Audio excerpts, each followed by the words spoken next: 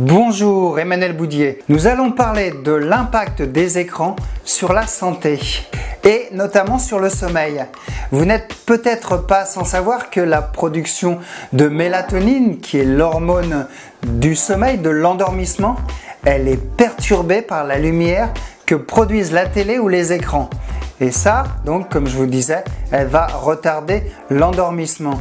Aussi, un enfant, plus il regarde la télévision, plus il a de risques de présenter des nuits agitées, de refus d'aller au lit et puis des réveils multiples avec des cauchemars. On rapporte même des cauchemars avec l'incroyable Hulk, mais en dessin animé, et le film d'E.T. Michel Desmurger, celui qui a écrit le livre scientifique TV Lobotomie sur l'influence des écrans sur les enfants, et il nous dit que sa fille Valentine, elle a traîné pendant longtemps une peur des placards de sa chambre qu'elle laissait tout le temps ouvert parce qu'elle avait regardé E.T. avec sa cousine.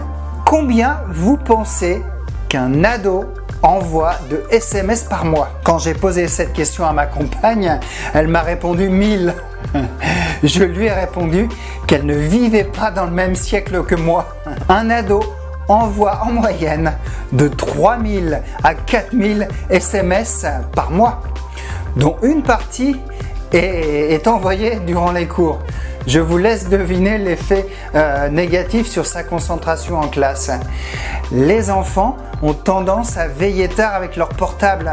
Ils surfent sur internet et puis ils gardent leur téléphone allumé sur l'oreiller. Et par exemple, ils vont recevoir des textos du copain qui se lève, qui n'arrive pas à dormir et qui dit j'arrive pas à dormir, je vais aux toilettes.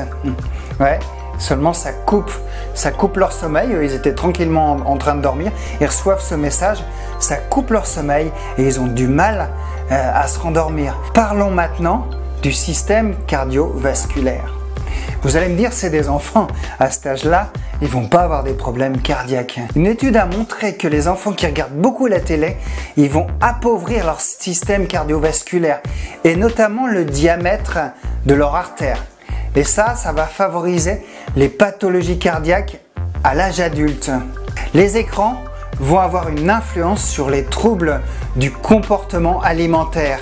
La télé, elle a une influence sur la façon dont on perçoit son corps. Voici un exemple bien connu, scientifique, dans les îles Fidji. Dans cette île, il n'y avait pas la télévision. Et les rondeurs étaient plutôt vus de manière positive. Les chercheurs ont amené la télé pour civiliser les gens.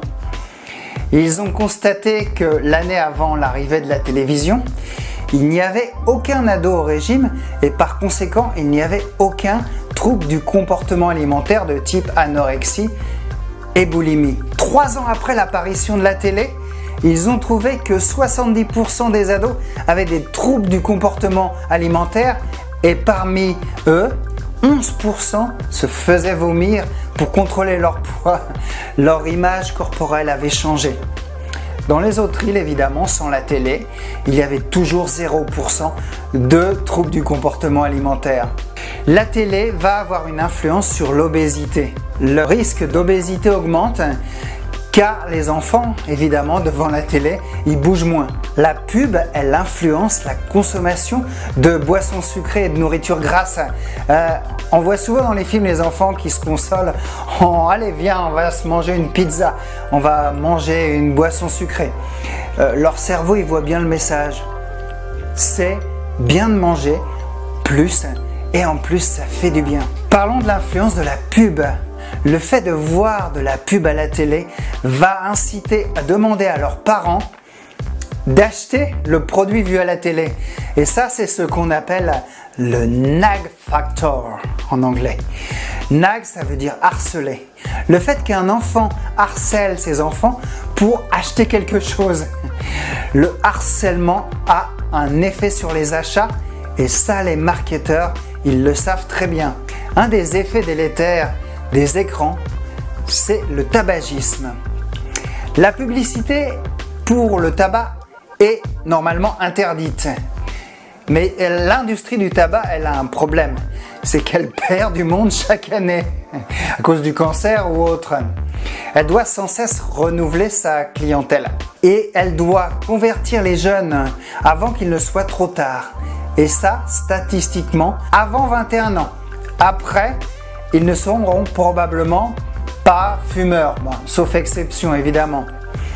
Et le facteur principal de conversion d'un ado au tabagisme, c'est pas que ses copains fument, c'est ce qu'il a vu à la télé.